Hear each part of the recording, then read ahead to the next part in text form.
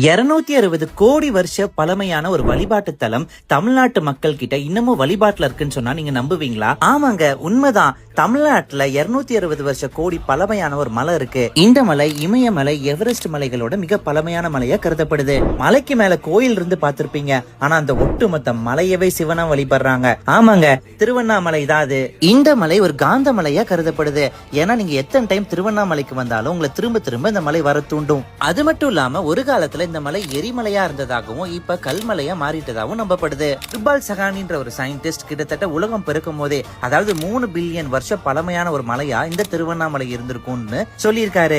அது மட்டும் இல்லாம பால் ப்ரூட்ன்ற ஒரு ரிசர்ச்சர் மெசேஜ் ஃப்ரம் அருணாச்சலாங்கிற ஒரு புக்ல மூரிய கண்டம் பிரிஞ்சதுக்கு அப்புறம் அதுல எஞ்சி இருக்கிற ஒரே பகுதி இந்த திருவண்ணாமலை மட்டும் தான் சொல்லி குறிப்பிட்டிருக்காரு. அந்த அளவுக்கு இந்த பிரபஞ்சத்துல இருக்கிற ஒரு பழமையான மலை தான் இந்த திருவண்ணாமலை. இந்த ஒட்டுமொத்த மலையவே சிவனா கருதுறதுனால இந்த மலையை சுத்தி மக்கள் கிரிவலம் வராங்க. ரமண மகரிஷி, சேஷாஸ்திரி மகரிஷி, விசிறி சாமியார், இந்த மாதிரி பல சித்தர்கள் திருவண்ணாமலை சுத்தி வாழ்ந்திருக்காங்க. இன்னும் பல சித்தர்கள் இங்க வாழ்றதா நம்பப்படுது.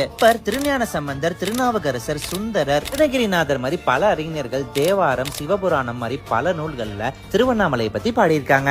2688 அடி உயரமுள்ள இந்த அண்ணாமலைக்கான பெயர் காரணம் நெருங்க முடியாத மலைன்னு சொல்லப்படுது. வெறும் மலையை மட்டுமே சிவனா வழிபட்டு இருந்த இந்த திருவண்ணாமலையில கோயில் எப்படி உருவாச்சுங்கிறது அடுத்த வீடியோல சொல்றேன்.